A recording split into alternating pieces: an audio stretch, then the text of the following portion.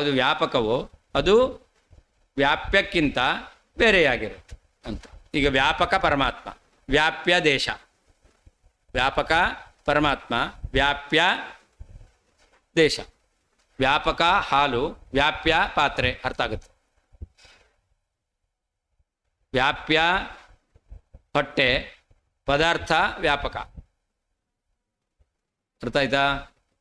ವ್ಯಾಪ್ಯ ಹೊಟ್ಟೆ ಇಷ್ಟೇ, ಪದಾರ್ಥ 50,000 ಲಡ್ಡು ಇಟ್ಟಿದ್ದಾರೆ, ಹಾಗಾದರೆ ನಮ್ಮ ಹೊಟ್ಟೆ ಎಷ್ಟು ಹಿಡಿಸುತ್ತೆ ಅಷ್ಟೇ ಅದು ವ್ಯಾಪ್ಯ.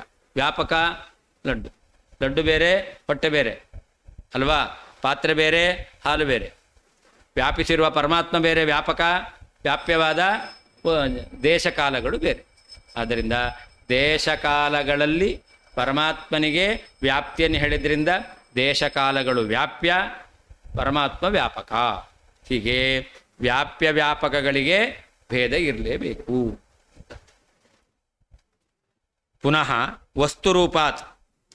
ಪುನಃ ನೀವೇನು ಮಾಡ್ತಾ ಇದ್ದೀರಾ? ಆಮೇಲೆ ವಸ್ತುತಃ ಅನಂತ ಅಂತ ಹೇಳ್ತೀರ. ಹಾಗಾದರೆ ವಸ್ತು ಸ್ವರೂಪಕ್ಕಿಂತ ತಥೇವ ಅಂದರೆ ದೇಶಕಾಲತಃ ಏವ. ದೇಶಕಾಲದಿಂದಲೇ ವಸ್ತು ಅಂದರೆ ದೇಶಕಾಲಗಳು. ದೇಶಕಾಲಗಳಿಂದ ನೀವು ಐಕ್ಯವನ್ನು ಹೇಳ್ತಾ ಇದ್ದೀರ ಅಂತ. ತದೇಕತಾ ತಸ್ಯ ಬ್ರಹ್ಮಣ ಏಕತ. ದೇಶಕಾಲಗಳಿಂದ ಆ ಬ್ರಹ್ಮನಿಗೆ ಐಕ್ಯವನ್ನು ಹೇಳ್ತಾ ಇದ್ದೀರಾ, ಅದು ಸರಿಯಲ್ಲ. ಸ್ಯಾದಿತಿ ಶೇಷ. ಸಕಲ ವಸ್ತುತ್ಮಕತ್ವ ಕಥನೆ ವಸ್ತುರೂಪ. ನೋಡಿ ನಿಮಗೆ ಕೇಳಿದ್ದು ತನ್ಮಧ್ಯ ಪತಿತ ಗಗನ ಕಾಲ ಐಕ್ಯಸ್ಯಾಪಿ ಉಕ್ತತ್ವಾದಿತಿ ಭಾವ. ಸಕಲ ವಸ್ತುತ್ಮಕತ್ವವನ್ನು ಹೇಳಿದ್ರೆ ಸಕಲ ವಸ್ತುಗಳಲ್ಲಿ ಸೇರಿರ್ತಕ್ಕಂಥದ್ದು ಕಾಲ ಆಕಾಶಗಳು. ಕಾಲ ಆಕಾಶಗಳಿಂದಲೂ ಅಭೇದವನ್ನು ಹೇಳಿದಂತೆ ಆಯಿತು. ಸಕಲ ವಸ್ತುತ್ಮಕತ್ವ ಕಥನೆ ವಸ್ತುರೂಪ ತನ್ಮಧ್ಯ ಪತಿತ. ವಸ್ತು ರೂಪದಲ್ಲಿ ಸೇರಿಕೊಂಡಿರ್ತಕ್ಕಂಥದ್ದು ಗಗನ ಕಾಲ, ಅವುಗಳಿಂದಲೂ ಕೂಡ ಐಕ್ಯವು ಪ್ರಾಪ್ತವಾಯಿತು. ದೇಶಕಾಲ ವ್ಯಾಪ್ತತ್ವ ಉಕ್ತಿದಶಾಯಾಂ ಬ್ರಹ್ಮಣಃ ದೇಶಕಾಲ ಭೇದ ಮುಕ್ತ ಪುನಃ ಸಕಲವಸ್ತುತ್ಮಕತ್ವ ಉಕ್ತಿದಶಾಯಾಂ ತಾಭ್ಯಾಮೇವ ದೇಶಕಾಲಾಭ್ಯಾಂ ಐಕ್ಯಕಥನಾಚ್ಚ ಪೂರ್ವೋತ್ತರ ವಿರೋಧ ಇತಿ ಸಾಕ್ಷಾತ್ ವಾಚನಿಕತೆಯ ಅತಿಪ್ರಬಲಂ ವಿರೋಧಾಂತರಂ ದ್ರಷ್ಟವ್ಯಂ ಅಂತ. ಯಾವಾಗ ದೇಶತಃ ಕಾಲತಃ ವ್ಯಾಪ್ತ ಅಂತ ಪರಮಾತ್ಮನನ್ನು ಹೇಳಿದ್ರು, ಆವಾಗ ಪರಮಾತ್ಮನಿಗೂ ದೇಶಕಾಲಕ್ಕೂ ಭೇದವನ್ನು ಹೇಳಿದ್ರು. ಅದೇ ಮುಂದೆ ವಸ್ತುತ್ಮಕತ್ವವನ್ನು ಹೇಳ್ತಾರೆ ಅಂತಂದರೆ ಅದೇ ದೇಶಕಾಲಗಳಿಂದ ಪರಮಾತ್ಮನಿಗೆ ಅಭೇದವನ್ನು ಹೇಳ್ತಾ ಇದ್ದಾರೆ.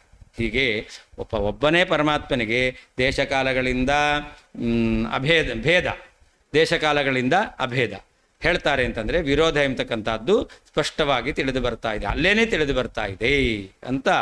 ಈ ರೀತಿಯಲ್ಲಿ ಬ್ರಹ್ಮಣಃ ದೇಶಕಾಲ ಭೇದ ಮುಕ್ತ ಪುನಃ ಸಕಲ ವಸ್ತುತ್ಮಕತ್ವ ಉಕ್ತಿದಶಾಯಾಂ ಸಕಲ ವಸ್ತು ಸ್ವರೂಪನಾಗಿದ್ದಾನೆ ಅಂತಂದರೆ ಅದೇ ದೇಶಕಾಲಗಳಿಂದ ತಾಭ್ಯಾಂ ದೇಶಕಾಲಾಭ್ಯಾಂ ಐಕ್ಯ ಕಥನಾಚ ಅಭೇದವನ್ನು ಹೇಳ್ತಾ ಇರೋದ್ರಿಂದ ಪೂರ್ವೋತ್ತರ ವಿರೋಧ ಅಂತ.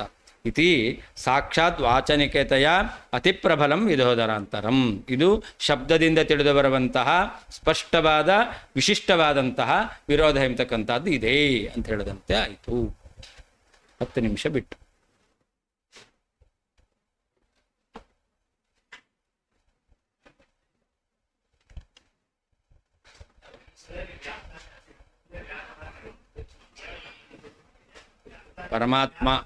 ಪರಮಾತ್ಮ ದೇಶಕಾಲಗಳಿಂದ ವ್ಯಾಪ್ತ. ವ್ಯಾಪ್ತ ಅಂದರೆ ಯಾವುದನ್ನು ವ್ಯಾಪಿಸಿದ್ದಾನೋ ಅದು ವ್ಯಾಪ್ಯ. ಯಾವುದನ್ನು ವ್ಯಾಪಿಸಿದ್ದಾನೋ ಅದು ವ್ಯಾಪ್ಯ. ಯಾರು ವ್ಯಾಪ್ತನಾಗಿದ್ದಾನೋ ಅವನು ವ್ಯಾಪಕ. ಹೆಚ್ಚು ಕಾಲ ದೇಶದಲ್ಲಿರೋದು ವ್ಯಾಪಕ, ಅಲ್ಪ ದೇಶದಲ್ಲಿರೋದು ವ್ಯಾಪ್ಯ. ದೇಶಕಾಲಗಳಿಗಿಂತ ಪರಮಾತ್ಮ ಹೆಚ್ಚು ದೇಶಕಾಲಗಳಲ್ಲಿದ್ದಾನೆ, ಆದ್ದರಿಂದಾಗಿ ಅವನು ವ್ಯಾಪಕ.